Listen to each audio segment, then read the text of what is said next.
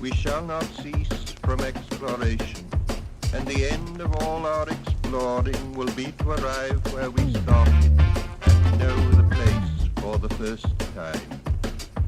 Through the unknown remembered gate, when the last of earth left to discover is that which was... Yeah. All right, sorry, keep going. Whenever I was teaching in Japan, I was new to Kagoshima. I didn't have a lot of understanding of the bookstores in the area or what I had access to, and even the bookstores that were there were a little anemic in the English section. So I had asked my family to send me some novels or send me something to read while I was over there.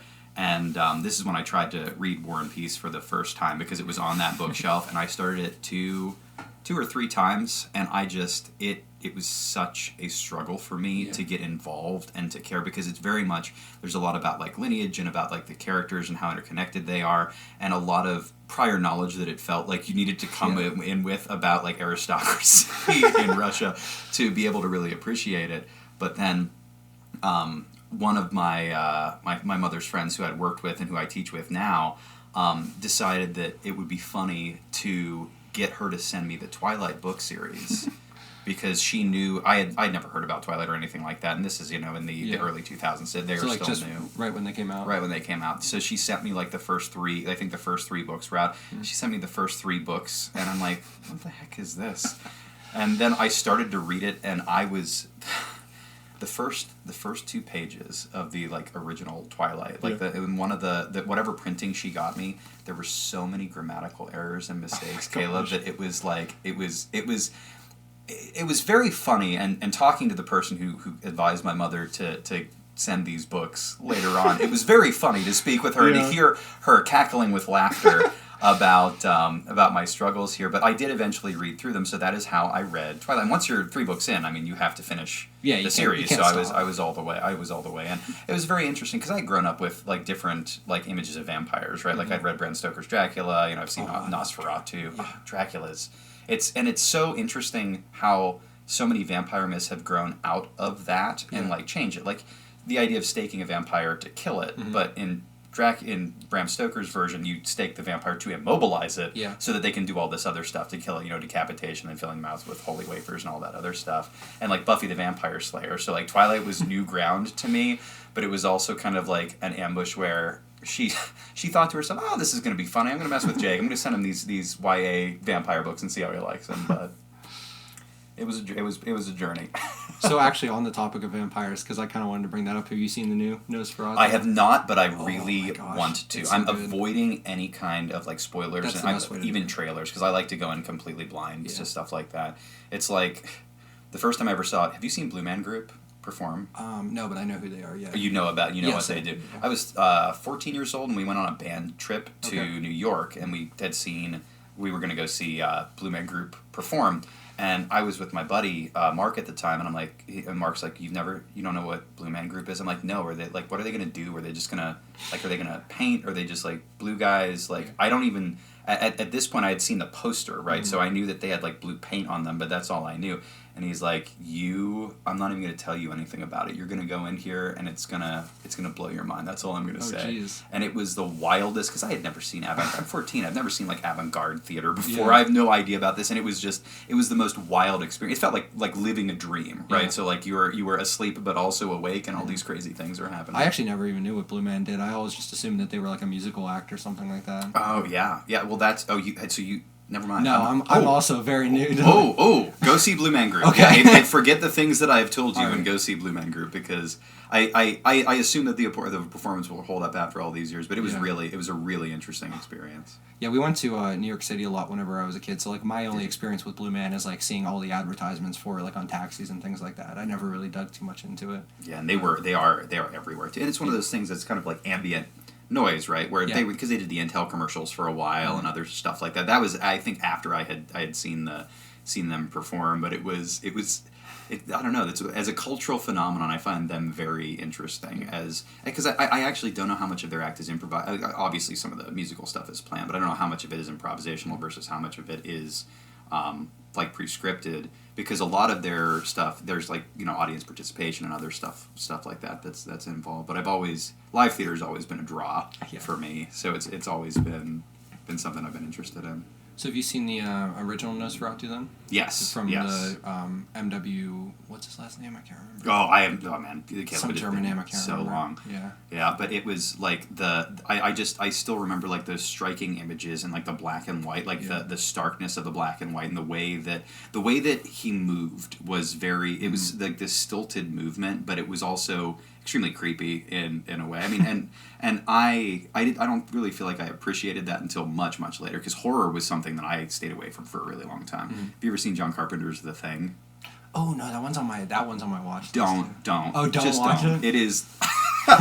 If you really want to be like horrified and grossed out and scared, absolutely go watch it. Yeah, I'm not a giant horror fan, but like things like The Shining and like John Carpenter have always kind of like interested me in that department. Love The Shining, love Stephen King. Like I actually just last year I got finished reading all of his novels, so I went through everything that he has up through Holly, I think was his most recent one, and like so I'd read everything that he'd put out, because I feel like Stephen King isn't horror as much as it is dark fantasy, because it is very rare that the heroes don't win through like the power of friendship or belief in each other or being brave and good and true.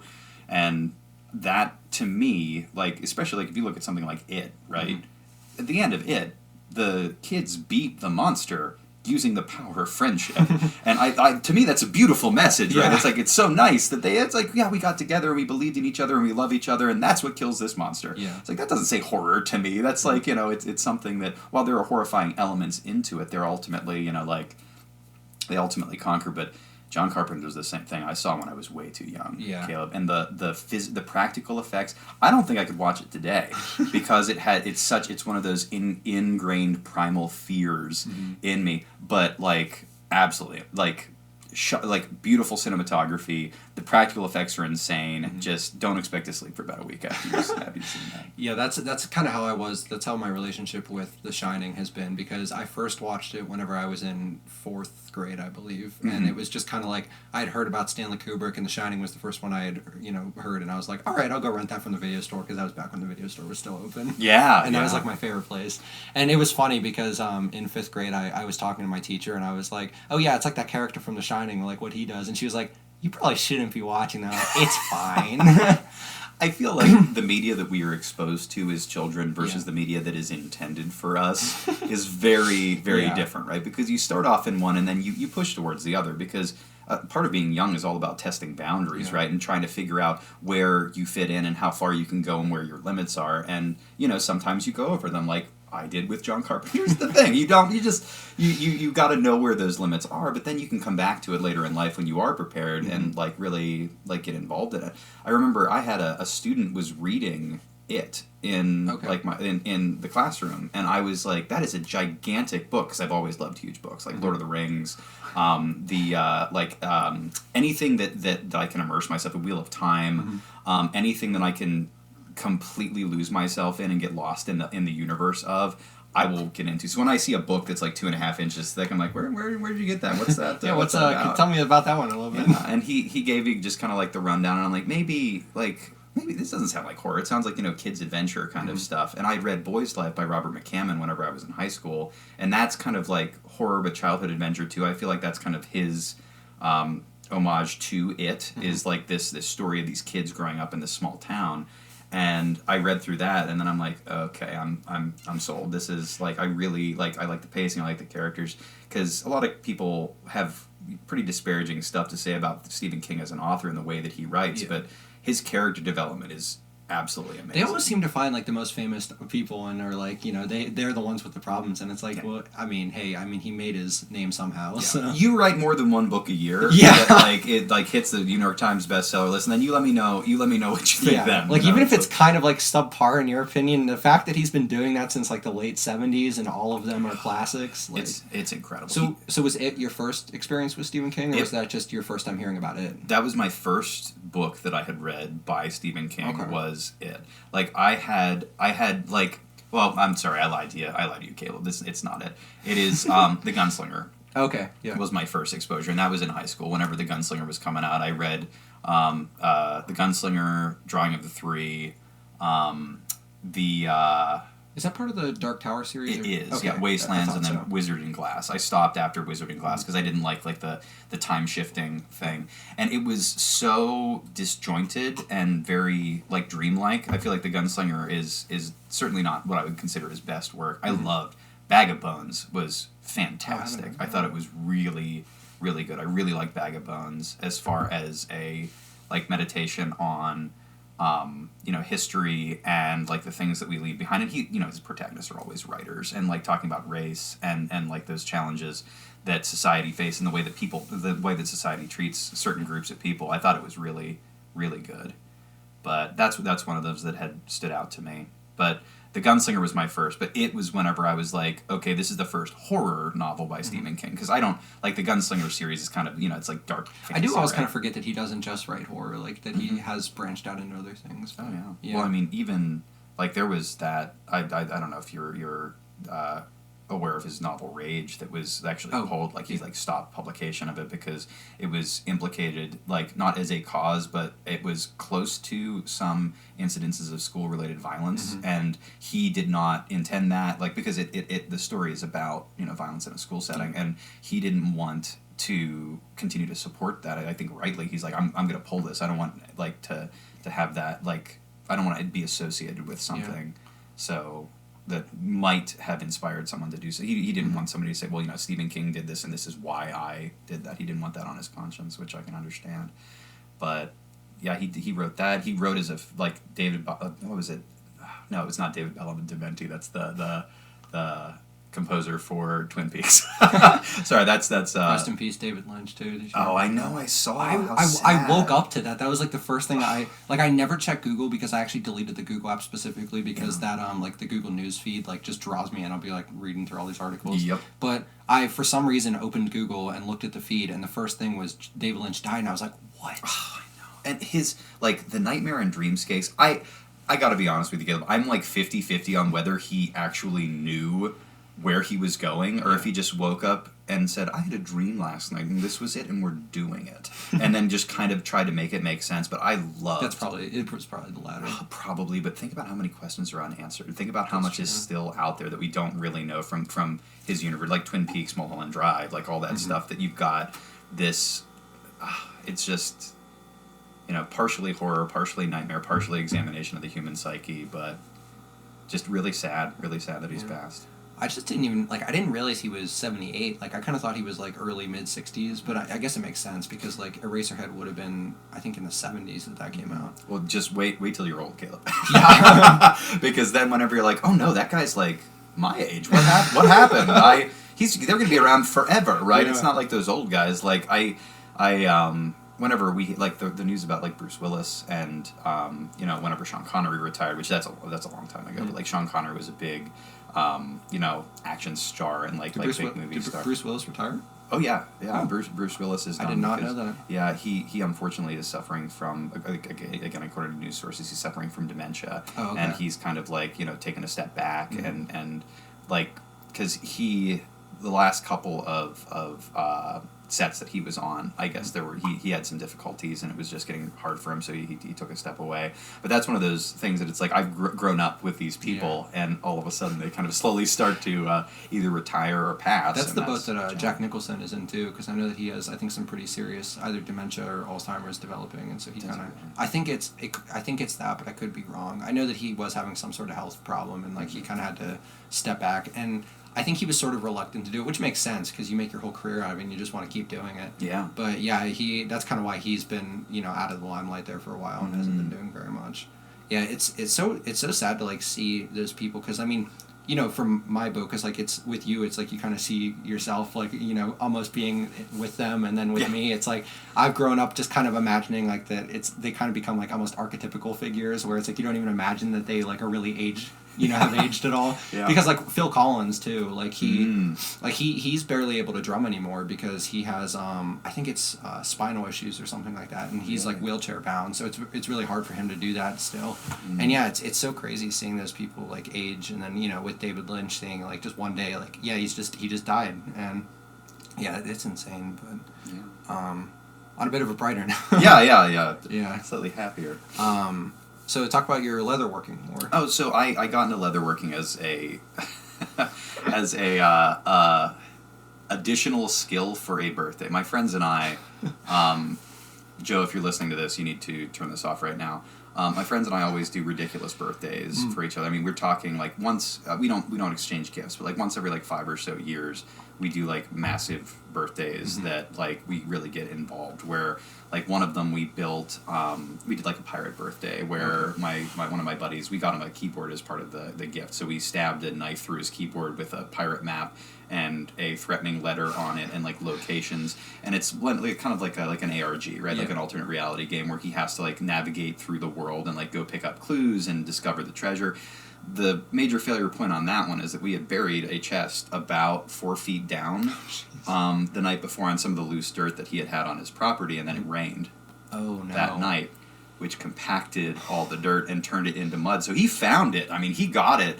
He got up at like 10, and he finished the hunt and got everything together by like 2. And then and then we spent about 4 hours digging that up because like we were taking turns and like because he had found people, but I even remember it's like, man, guys, how far down did you actually put this? And by the time, we'd been worried about the rain, so we wrapped the chest in like a garbage bag to like get it down there so it wouldn't damage the stuff inside, but that is the gifts inside. But that's how we spent his 21st birthday was digging in his backyard for a chest that we had buried the night before. But we do these super elaborate birthdays, and the next one that we had done was like more of like a Call of Cthulhu, like a cult theme, with like Johnson, where we built this like backstory about that we added mystical elements to the Johnstown flood, and like all like we tied it in with like historical sites that he had to go to. He had to go to like the house of Elias Unger. He had to go to the Flood Museum, and we had people planted in all these locations. So we had to top these first 2, and the one that we did next was, I'm like, well, steampunk's pretty cool right now. Let's figure out how to do this. So we created we kidnapped one of my buddies' fiancés. Like I mean, not fiancé yet. Like he had the ring and he was like going to propose to her, but he didn't have it on the day. And I remember while we were driving on that day, and he's like, man, I wish I had brought that ring because this would be a perfect time. But he had no idea that this was coming. So she just gets kidnapped in the morning, and he has to like go and save her because she is going to be turned into a like half robot, half human, like a cyborg by this mad doctor. And we used VHS tapes, and we call it the MM3TU, which I still don't even remember what it actually stood for, but it was like it was a mimeograph and motion machine that can move. I cannot even remember what the acronym stood for, but we took a railed backpack from like the 70s. It was like a very old, like thick hollow core aluminum tube backpack, and we attached a deconstructed VHS tape to it with an old tube TV over the shoulder. It was like black and white tube TV over the shoulder that had VHS tapes that they had to put in and would play, and everybody got dressed up, and we dressed up one of my friends as like, he's got like a top hat and a fake mustache and a monocle, and he was Dr. Monocle, and he had to like, every different place had these different tapes, and he had to come up and play, and it led him to these other places, but we needed costumes for it. So I'm like, I'll make the costumes. There's this guy Skins and Hides on Etsy that I've seen his work, and I think I can reproduce some of this stuff. No problem. Then I realized how hard leatherworking was. How much time did you give yourself to like figure out how to leatherwork before his birthday? We started like a month before at that point. Oh wow, so you only had a month to figure out. The most recent one, like, which is why I told Joe to stop listening, is going to be in June of this year. So we are like kind of building up towards that. Yeah. I've started to give myself more time because the last one we like programmed Arduino board to create a puzzle box with like reed switches so that if you place magnets in certain areas it would change the output on the screen, and it was super complicated. We're going to use some RFID on an altar with some LEDs and voice matching. Like I'm going to try to train a voice model to be able, so that he will have to speak a certain phrase in order to activate certain pieces of it. We'll see if it works or not. You always have fail-safes. That is really cool. Oh yeah, man! I did not I don't know what I was expecting was the origin story behind leatherworking, but that's super cool. Yeah, but that's where it came from, and I spent just hours and like buying all the stuff for it, because like Tandy Leather Factory sells like a lot of the basic pieces of it, right? So you get like a double shoulder of like vegetable tanned leather, and then you have to buy the dye, and you have to buy the Resolene for finishing it, and you have to buy like the strap cutter to be able to cut all the straps for it, because I had made these little prototypes out of paper, right? And you know the problem with paper when you're using leather is that paper has thickness, but it's very, very thin compared to the thickness of the leather. So I'm like, oh, none of these templates that I made are going to work. Yeah. And I'm bad at math, Caleb. So I had to... It's a good thing you teach history. It's a good thing I teach history, absolutely, because I do struggle with mathematics. But so I had to kind of adapt it as I'm putting them together, because I made a reproduction of a Wisby gauntlet, right? That's the gauntlet that I had made, but instead of doing it out of... like steel and like an iron, like hammering it out, I just made it out of leather.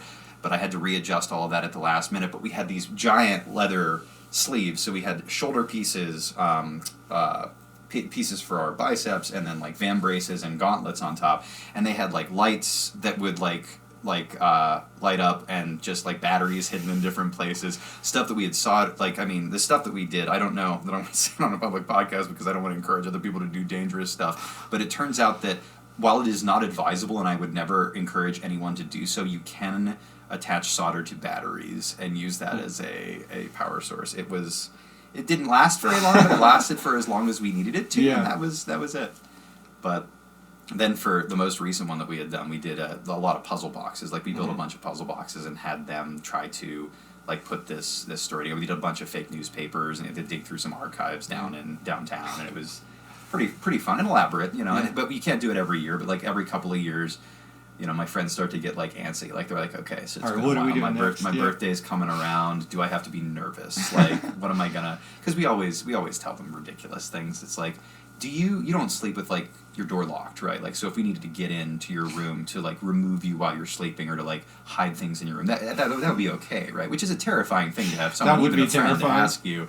But it's a lot of fun. But that's where leatherworking came from. And I always try to learn like a new skill. Like last time, like my buddy John, like I programmed this terrible. Oh, it was so bad. Like I found this project, this Arduino project online, and I had tried to like adapt a little bit of it, but it just wasn't going to work. And he spent hours and hours and hours and hours of his free time fixing this thing for me, and was so kind and so wonderful about it that like, I can't even. I'm just so grateful to him. But like I feel like I learned so much by struggling, and then also by having him show me what I should have actually done, and looking at his work, I'm like, oh yes, this is a much better and neater way to do things. Thank you, John. I'm an idiot, but like that's how you learn, right? Is you struggle, you fail, and then you go to other people who have that knowledge, and they help to bring you up. And I think that's. I never want to stop learning, and this is a good way to, the birthday's for them, but it's also helps me to continue developing weird skills that who knows if I'll ever need. It's like your own personal masterclass every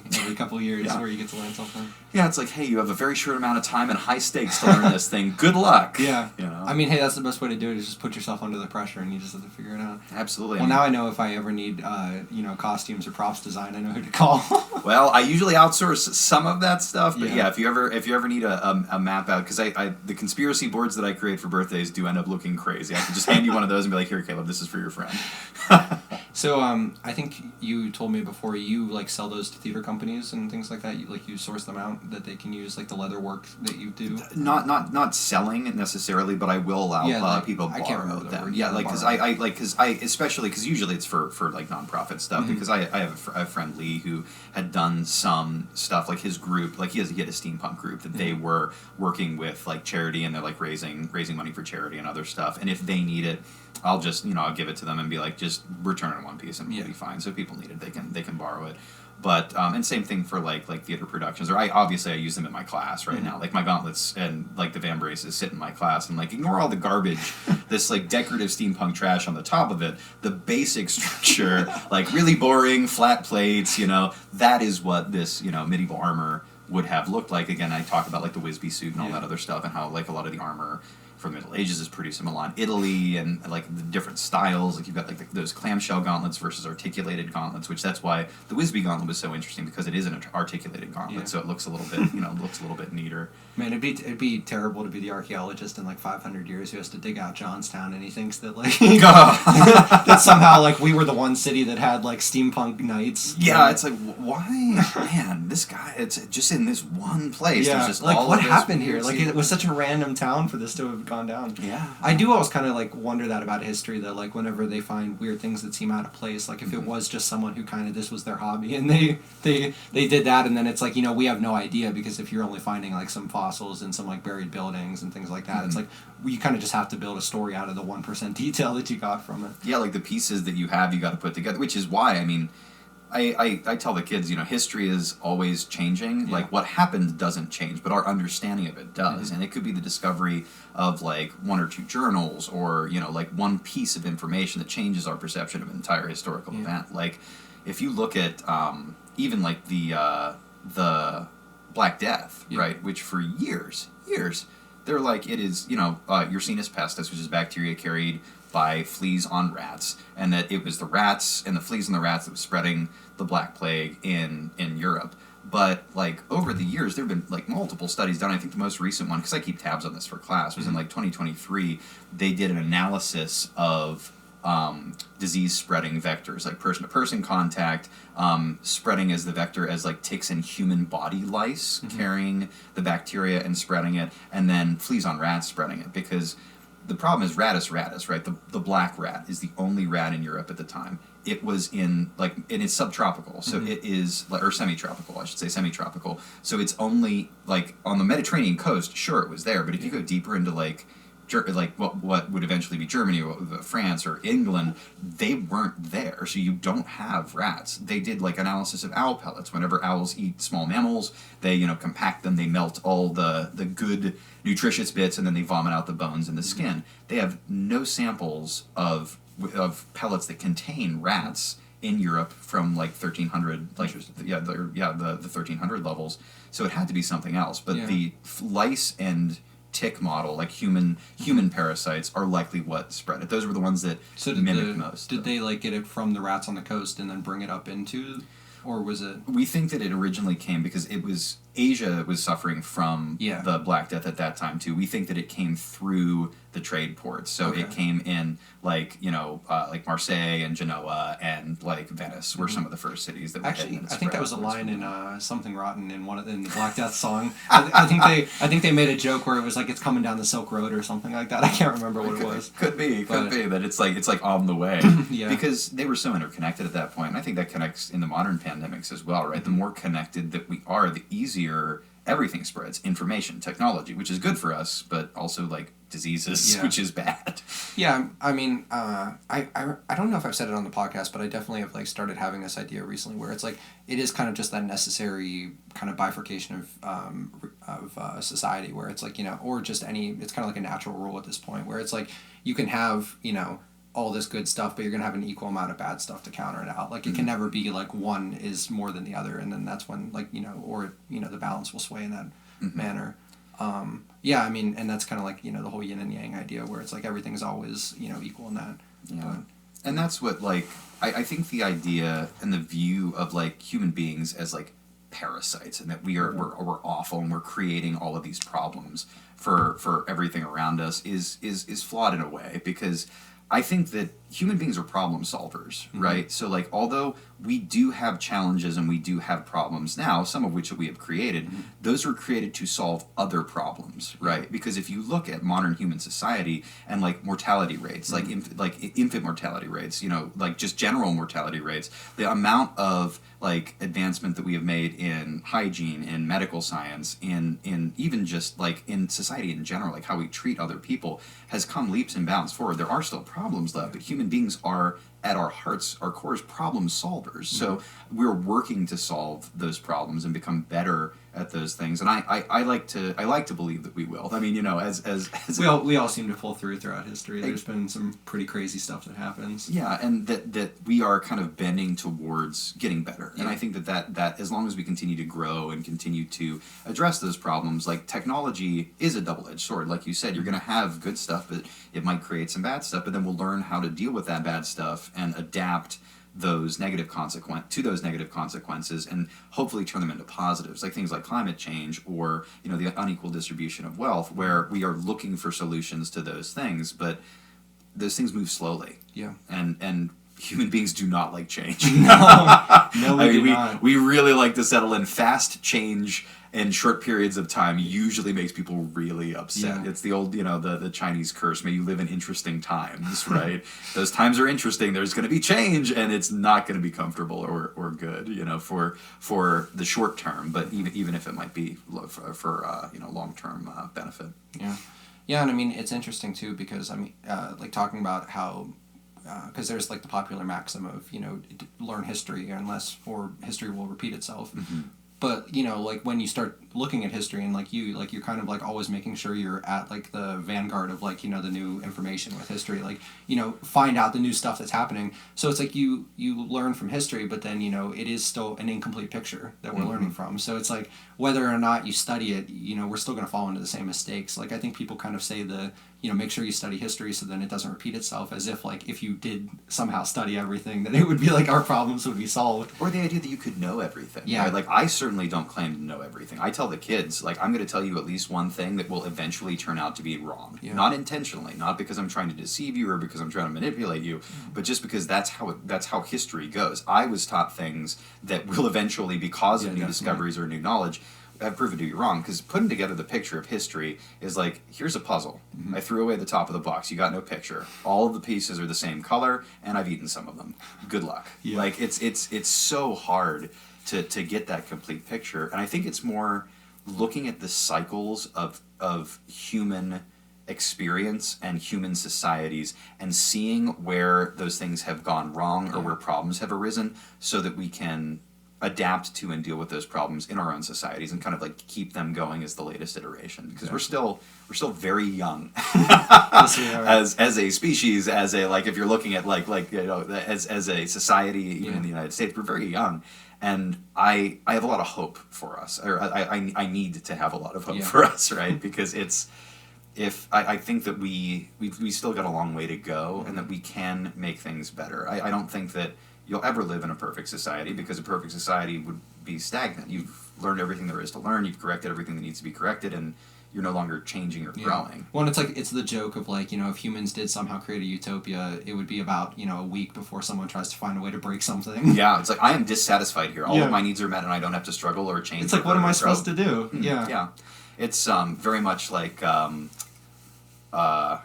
Brave New World. Yeah. Right, where it's like, you know, you save all this time, where you're talking to, where the Sultan's taking the tour of, I hope that this is Brave New World. I'm pretty sure this is Aldous Huxley. I hope that this is Brave New World. I'm not misquoting something else, but where they're like touring, they're showing them all this technology and saying like how much time it saves, and he saves you so much time. It saves time here. It saves time here, and he's like, what do you do with all the time that's saved?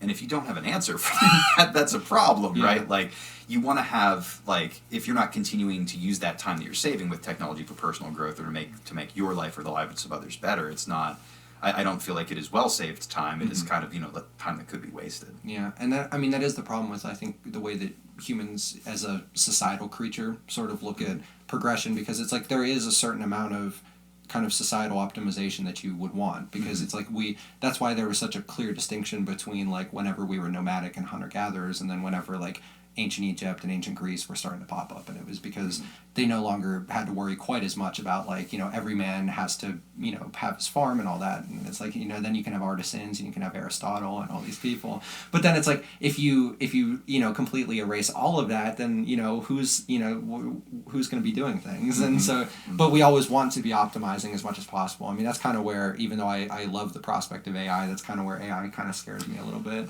Well, don't be scared, Caleb. No, I'm not scared in like a Terminator sense. No, It's just like... Well, none of it's AI yet, is Yeah, what I'm saying. exactly. Because people are saying AI because Yeah. that's cool and it's a catchphrase. It's something that people know, but none of this is true AI. Yeah. It's the large language learning models are really just processing that they are, they're gathering all of this information and they're putting like the next likely letter after the letter that came before it, or they're putting the next. Because I use a lot of because in my home D&D game, and even for like our school D&D club, I use Midjourney to do a lot of image generation, so I'm pretty familiar with it.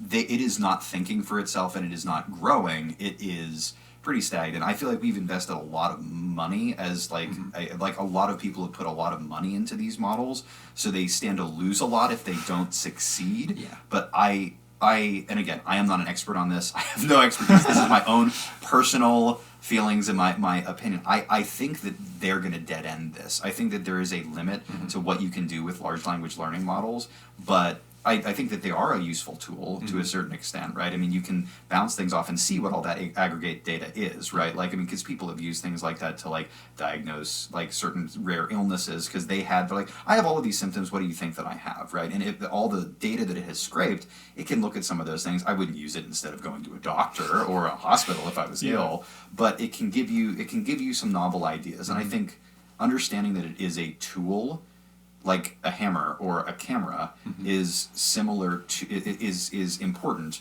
to kind of demystifying it, making it a little less scary. Because it's not Skynet; it won't take over. But I think it'll be interesting when we eventually do create AI, because I don't want to create a race of machine slaves. Yeah. But that seems to be, if you have... Hey, history moves in wheels, and if we don't think about it, it's going to happen again. So yeah, but it'll be interesting to see. Yeah. But again, I think fear of the current models. I think the real fear is the economic impact whenever those things dead end, and we realize that all that investment's not going to pay off the way we think it will. And that's where it's kind of funny, because it's kind of the idea of where there's extreme good, there's also going to be an equal amount of bad, because it's I kind of have these. Whether they come from watching too much Terminator or something, but I think really at the end of it, I do have mostly optimism about it, because the way that I've always looked at it, from also my limited view of understanding how it actually works, is I kind of just see things like ChatGPT and Midjourney as your one friend, who is interested in the same things as you, who just dedicates all of his time to doing that thing. Because all that it's really doing, because like you said, it's not thinking for itself. All it's doing is compiling all of the information we give it, and then giving an answer that it thinks we would like. Because on something like ChatGPT, you can be like, hey, I want my answers to have this kind of tone to them, or I want you to answer your Gilbert Gottfried or something like that, and it'll try its best. It'll try its best to do what you want it to do. Yeah, but I don't. Yeah, it's going to be a very helpful thing, and it's just we probably will eventually hit a dead end where people realize, hey, this isn't what we thought it was going to be, and that's the interesting kind of relationship between writers and philosophers, and then scientists and the people doing things, because the Star Trek back in the 60s predicted almost everything that we're doing right now. We have microphones and all this, and that's what they were doing. Because the creation of that kind of technology, or the dreaming of that kind of technology, is something that this can't do, right? That it's that human element of creativity, and I think we're gonna have something that we can communicate, we can flip up in our hands and communicate with, in the future, and that inspires scientists in the present to go and do it. So you have to have someone who's hey, this is what we could do, I see where we're at right now, and this is what we could do, but I don't know how to do it. It's I need you guys to read it and be interested, and then you go and make it yourself. It's I watched this as a kid, and I was we're gonna have tricorders, darn it, so I'm gonna come whenever I'm an adult, I'm gonna make one. Or even and I think a lot of that is, and that kind of speculative fiction, because I've always been interested in fantasy and sci-fi and stuff, and that's why we play Dungeons and Dragons, because that kind of group cooperative storytelling is kind of a collective dream, right, where you are experiencing and exploring different ideas or different viewpoints or different other people's worlds that other people have created, in order to try to find inspiration, right? And I think that's really that's really cool. So we were talking about it a little bit earlier, but kind of what is, because this is, a big thing that you did at Richland for a while. What's kind of been your relationship with theater, throughout your life? Oh, well, I've always loved theater from a very young age. I was very, very theatrical. Like to be the center of attention, and that was something that was a big part of my life. Whenever I was younger, Dr. Rodney Heatman, who was the professor out at UPJ, he was the theater professor for a very, very long time, and was very, very good at his job.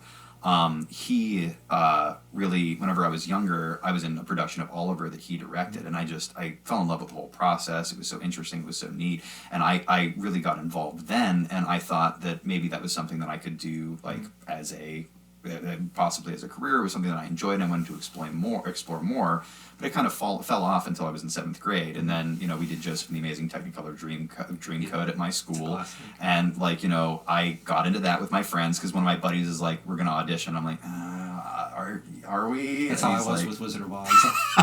It's how it always happens, right? You get hooked in. I was your friend, and you were my friend. Yeah, exactly. I was like, hey, let's go do Wizard of Oz, and he was like, okay. And that's so, and we tell them to do that, by the way, as directors, like, go get your friends, go tell them, like, you got to convince them. You have to evangelize. Absolutely. Go pick them up and bring them into the fold. But then, like I did through high school, I was in a lot of the productions, some as supporting roles, some as leading roles. Then I went to college, and I was looking at what I wanted to do in college, and I ended up with a theater and a history. I dual majored in theater and history because both of those things were the things that had interested me. And after graduating, I had taken the graduate record exams, I'd taken the LSATs and done pretty well on them, but then I went to teach English in Japan for a year as kind of like a year off kind of thing, and just to see. So that was in college culture. that you went to Japan for that? It was after my because I had been. It took me 5 years to go through because I wanted that double major because I picked up the history at late in my college career, and then I spent a year in Japan. I fell in love with teaching, and I came back. But I still wanted to do something with theater, and theater at the school allowed me to continue to have that connection and that contact, and doing all those different shows, because we did 3 shows a year, which we did a junior high, a senior high musical, a play, and then summer theater. So it was even more than that. We had a bunch of shows and a bunch of opportunities for the kids. But I was just trying to pass on as best I could what Dr. Eatman had given to me, and the skills that he had given, and to translate that to kids, give them a chance to grow and experience those different roles, right? To put themselves in the boots of a different person and say, okay, what would this person feel? What would this person think? How would this person react or behave? And I feel like it was very rewarding to see how skilled and how talented all the kids were, because people can praise you all they want, but it's not really you. It is the materials you have to work with, and the material we had to work with was so stellar. I mean, I still have students that I am still in contact with today that have gone on to do amazing things, both in the arts and outside of them, and just be amazing teachers or be amazing documentarians, or just all of these things that they've done. I think we can trace it back to theater, because it teaches public speaking, it teaches confidence, it teaches empathy. More than anything else, I think theater is the practice of empathy, where you are trying to empathize with someone else's position, not necessarily somebody that you like, right? Because there are, there are villains in some of these stories, but it gives you the ability to see things from another perspective, to get another viewpoint on it, and I think that that's important both in the theater and in life. And that's also what we do in history, right? You're trying to empathize with another person, take their perspective, see what they had seen, and try to put yourself in their shoes and experience what they experienced. But yeah, it's always been a part of my life. I've done some some stuff locally with the Stonebridge Players, but I feel like my time on the stage is slowly winding down, because the anxiety is so high at this age. Because as you get older, and this is something Dr. Eatman always told me, he's like, as you get older, the acting will be easier, but it'll become harder to remember your lines. And it is absolutely 100% true that as you get older, I'm like, oh, because I've had all these experiences, it's much easier to empathize, but lines get harder. So I found directing and being behind and helping those projects has really been rewarding for me. You can go down to Marlon Brando route and have them hold cue cards for you. Oh yeah, just I need the dot in my ear that someone's just reading them. Someone's to me. Whispering them to you those UN translators. Yep, and I'm sure that'll be great. I'm sure that'll provide a great performance. For yes. In youth, when I did love me thoughts, 'twas very sweet. Yeah, that'll be like a whole new skill in and of itself, is learning how to do that at the same time. Yeah, because even just like having headphones on and listening to yourself with a slight delay like completely throws you off. It drives me crazy. It's I cannot hear yeah. myself or hear if somebody else, like, if I am trying to repeat what somebody else is saying when I am also talking, it is such a disconnect, such a mental disconnect. I do not have that talent. I know some people absolutely can, but it is a struggle. That's why I will never, at least unless it becomes a necessity, have headphones on the podcast, because like, especially us sitting here, maybe if I had like a fancy podcast studio, I'd feel like I needed to, but like I wouldn't be able to be sitting here with headphones looking at you with headphones as we're talking from like 500 miles away. It would be as comfortable, right? It would be as conversational, so it would be, I think, a lot more difficult. What got you interested in podcasting in the first place, Caleb? What led you down this path? So, I mean, I've, ever since COVID, because like, COVID, you have all this time to do, whatever you want. That was whenever I first started like getting interested in podcasts myself. And so it was always kind of like, I wanted to try to find a way to incorporate that into kind of my, output, like my creative output. And then I never had like a clear idea of like, hey, this is how I want to do it. And then back in 2023, in the fall, they have the Culture Call downtown. Do you know about that? No. So, the Culture Call is this thing. It's set up by, do you know Mike Messina from the Chameleon Bookstore? Yeah. He is one of like the main people who sets it up, and it's like a showcase of all of the small businesses down in that area. And you basically like you get a map of all the areas, and then you can like walk between all of them. And as I was walking around, it kind of had like this like I guess magical feeling in retrospect, because like it was nighttime, and so all these lights were strung up and everything. And we were going to all these places, and I was like, this was whenever I was really starting to realize like that Johnstown was the place that I wanted to stay in, and not somewhere else. Like I didn't want to go try to like make myself somewhere, and I wanted to stay in Johnstown.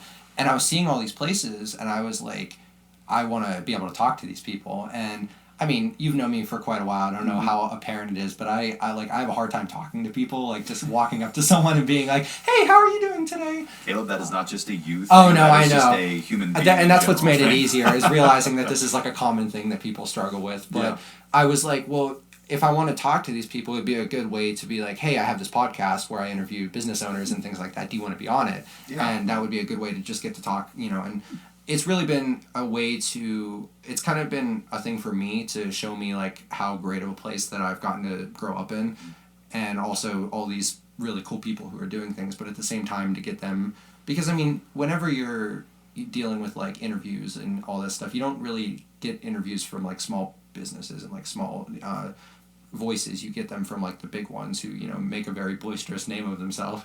They have a whole PR company that tells them exactly what to say. And so like you're not getting them as a real person. And so podcasting and long form conversations I felt was like the best way to just be able to talk to them and be like, hey, why did you do this? What have been challenges that you faced along the way?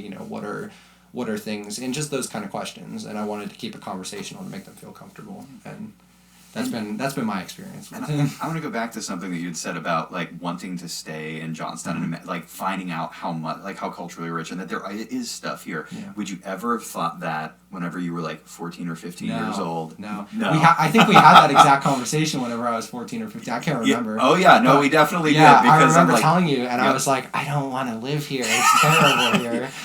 Everybody feels that way growing up because there's so much drawing you out. And I am not saying that you shouldn't go. Everybody should leave. But come back. Because there are things here. Because you can take the things that you experience out in the world and bring them back home. And I feel like more and more people are doing that. Because, like you said, we are like in between like the Steeples Project and a lot of like this Culture Crawl and a lot of these other like cultural events like Ethnic Fest, Music Fest. We're seeing a lot of growth and a lot of culture being brought back into Johnstown to experience. And the thing is, if you don't like it, or if you see that there's a gap here, like, there's nothing to do after 6 p.m. on a Sunday, fill it. Yeah, that is an opportunity for you to create something to fill that thing that you would have wanted to have when you were a kid. And that's been like really kind of my inspiration of staying here, is like I have these ideas, and now I'm starting to meet people who like can actually help me get them to become actualized. And so it's like, if I meet these people, I don't have to be the most intelligent person in the world to do this. I just have to know cool people, and then we can do cool things together. And I mean, also that's, talking about the good and the bad of things, that's the beautiful side, I think, of technology, is like, and the internet is that the more if you really kind of like try to use it as a tool and not just as like a distraction, you find out that the world, even though it's become a lot smaller societally, because it's like I can call someone in the UK right now, whereas like, even 20 years ago I would have had to like go find a payphone to call them and like, you know, stick a quarter in. Even though the world's become a lot smaller there, it also in a way has become a lot larger because it's kind of like it shows you that each place is its own place. Mm-hmm. There's this like interesting, I don't really know how I feel about it, but there's this interesting like series, maybe genre of videos that I found on YouTube where these people will go into like the deep like roads and like all these back roads of like what's the state called? West Virginia. I couldn't remember what it was. Oh, no problem. Like Appalachia, like West Yeah. Virginia, Tennessee, and just find these like little communities and talk to these people. And like those are people who you would never hear a perspective from, Mm-hmm. but because of the internet, it's like their city has now become like a skyscraper, whereas it might have just been this place that no one ever heard of. Yeah. And in a way, like that kind of made me realize like you don't need to have these like epicenters like Hollywood and Pittsburgh and New York City, where like all the creative people and all the people who want to do things flock to, because then you build those things up to, you know, a critical mass, and then you have what's happening in LA right now where they run out of water. Mm-hmm. And I mean it's a terrible thing, but like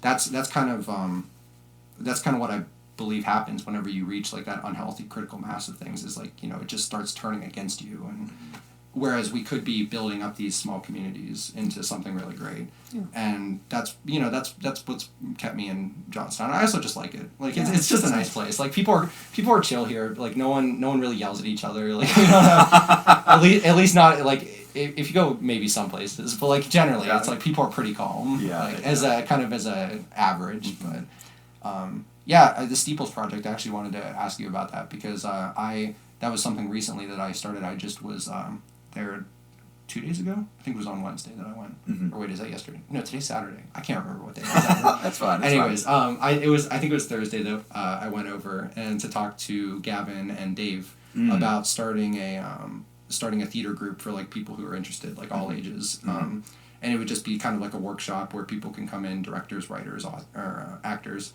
and you know, put on these productions. And Gavin had told me that you and him had been talking about doing a group maybe in the summer. So yeah, if you want to talk about that, like if it's something that this is something that is extremely like early gestation. Yeah, that's kind of how he was making it sound. A lot of my life has changed recently in like becoming a father, and like having a very young child is absolutely wonderful, and but it does require a lot of time and a lot of focus. But eventually.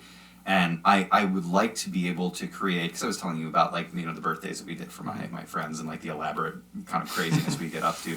I thought it would be nice to provide experiences like that for Johnstown youth, like regardless of, you know, creed or background, like a summer camp experience similar to the things that you would find in like places like Camp Half-Blood or like the Wayfinder experience in New York State, where you know, kids would go to a summer camp and they would experience a storyline. They would learn how to like craft a storyline. They would create characters and do something in like a live action role playing setting. Yeah. But figuring out how to do that safely, how to do that in a way, like finding a space, like getting all the insurance worked out, getting all the really the legal and the business bits of it is a challenge. So if anybody listening to this has you know, incredible business acumen and would like to be involved in a summer camp, that has been something that I've been talking about, just like reaching out feelers and connecting with some people to say, hey, this is an idea that I'm thinking about. Would you be interested in assisting with this at some point? So that's where like, because Gavin and I have kind of touched base on that, and I've touched base with some other people as well. But it would be a tremendous undertaking, and it would also be a lot of time, and it would be a lot of investment up front to get it off the ground. So we'll see where it ends up, and maybe I'll come back on and talk about that once if we actually get that started. But becoming a father was also a pretty big impetus for this, because in the area, like a lot of the summer camp experiences are like connected to some group or another. There's not like, it's like, hey, no matter who you are, no matter where you're from, you're welcome in these areas. There's a couple that you can go to, but a lot of them are affiliated with different organizations. So it would be nice if there was a, you know, independent organization that was welcoming to everybody. Because I mean, I teach kids from all backgrounds, all walks of life, all, you know, different experiences, and being able to have something like that that's not like financially out of reach if you're from a socioeconomic status that struggles. But to teach all those things that you teach in theater, right? You've got like empathy, you have like teamwork and that character building, and maybe a place to belong for kids who, you know, were like me when I was younger, which is a little weird, a little awkward, and, you know, are really into like fantasy and like reading and stuff. Yeah, but it's aren't hard. great at It's making hard friends. to be into that. Yeah, I know, right? Yeah, because you either have it where it's like it's kind of like your little candle that you have to like keep hidden because no one wants to talk about it, or it's like someone is like, "What are you doing?" and then it becomes a part that you push out, and that's what I'm scared of, and maybe not scared. I don't think scared is the right word, but it's what I'm worried about, like with people, and why I want to do things like these theater groups. I mean, because I had told him this whenever whenever we had the interview to like talk about setting it up, and one of the things that worries me looking into myself, and so I know that it's something that other people go through, is beyond being a child, because like coming up through Richland, I had basically every opportunity possible like for education, and I tried to use as many of them as I could, but like beyond high school you graduate and then it's like, okay, what do I do now? Like it's like if I choose my career, that's perfect, but it's like maybe I have hobbies that I can't make into a career. What am I supposed to do with those? And 10, 20 years later, where are those hobbies now? If it's only me doing it and I live in this place where no one is kind of like trying to nurture that, and that's what I want from a group like that. I would love someone to come in who's like 70 years old and who's like, I've loved theater my whole life and I never had a way to express it until right now. Yeah. But maybe that's a little bit too like utopic to think. No, I feel like that's fear. Especially fear in situations like that is probably where you should be, because in those situations where we experience fear, where there's like uncertainty and there's risk and there's challenge, those are the situations where we grow. Yeah. And I feel like our brains have not gotten really good at saying like, this is fear to keep you in danger, run away from this, there's a saber-toothed tiger that's about to pounce on you, get away. Yeah. Versus like, hey, this social situation has a lot of opportunities for me and it could be great, or I could end up looking like an idiot.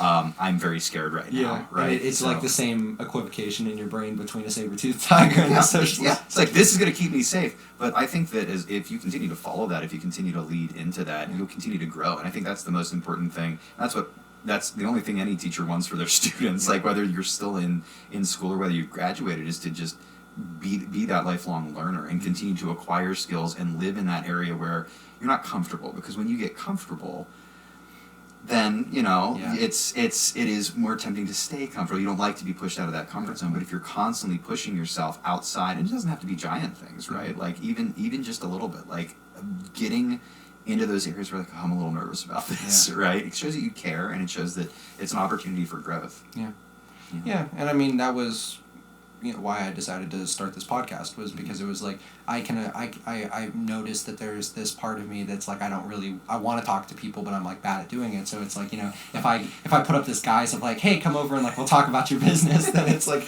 a perfect way. It's like going to do sparring practice or something to get better at boxing. It's like a better way. Yeah, and I mean I think kind of tying it all back together in a clumsy maybe sort of way, back to what we were talking about with like how society develops, and like how these kind of mistakes might compound eventually, and it's you have to be able to learn from it, and how learning from history can only take you so far. I think really, like you said, the way to remedy that issue is just to be constantly willing to address the present and learn from it, because if you're only going to learn from the past, then you might still make a lot of mistakes. If you're only looking towards the future, you're going to miss a lot of things, and so if you can live comfortably in the present, then it's like that's the best thing.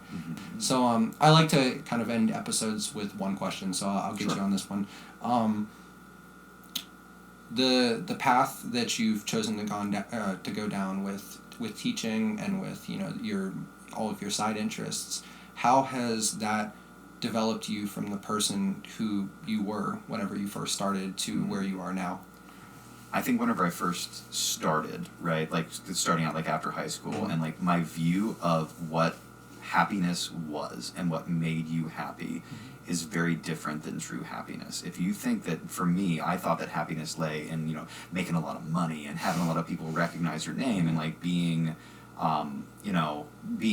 having power. Yeah. And I feel like that is not where true happiness and satisfaction lives. I think that success is important, but it can be measured in, successfully, doing something kind for your family, or in, helping a student who's in need. And I feel like my goal has been from chasing like money and power and influence and you know, being a big name to trying to help as many people as I can, as much as I can in the time that I have, and valuing those connections. So I feel like it has really made me a lot happier, like following my vocation, like going for teaching instead of, you know, another profession where I could have made a lot more money, I could have, you know, had a lot more influence, had a lot more power. You know, why didn't I go to law school, write LSATs?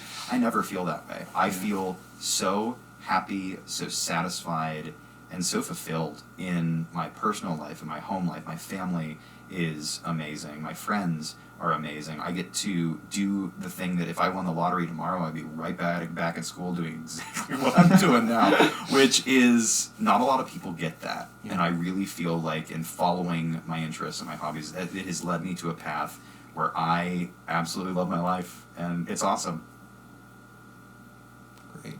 Well, I mean, just from the people like who I was friends with, who like we've all talked to, I mean, you definitely were one of those people, and that's why I wanted to get you on here. As you know, a teacher back in 8th grade, I had you for like 2 classes. I know, right? And you know, so I to be someone who like, you know, I have you for 2 classes, and then like 5 years later I'm like, hey, you want to come on my podcast? Like that really mattered to me, Caleb. Yeah, like that was important. And I'm really happy that you came on. I mean, and I feel like I tell this to everybody, where I'm like, I really wanted like you specifically to be on this podcast, and it's true, it's equally true for everybody. And but it's been really cool, like just to have it's so nice to be able to have people who like, no matter how busy I get, I can just shoot an email, and then it's like, you know, I know that person cares about what it is that I'm doing, and I really like that, you know, I found someone who has like all these similar quirky interests to me, so it's like, you know, someone who walks into a house and instantly notices my D&D books. Oh, absolutely. I got to see what version, what edition you're on. I'm rocking 5e. Yeah, absolutely. It's the best that Wizards has ever done so far. We'll see if that continues into the future, but so far, fantastic. So thank you for coming on the podcast, and I mean, I'd be very happy to get you on more often. So. Absolutely, yeah, Caleb. Just because you graduated doesn't mean that we don't care about you anymore. I'm still invested in your success, and I will help you anything you need. Just let me know. Maybe in the spring I'll have to get into cycling. I've been wanting to do it for a while. Oh, just you wait. In the next episode, we could talk about the cycling in Johnstown. There's a lot of cool stuff. I'll get involved in the cult of cycling. Sign up, baby.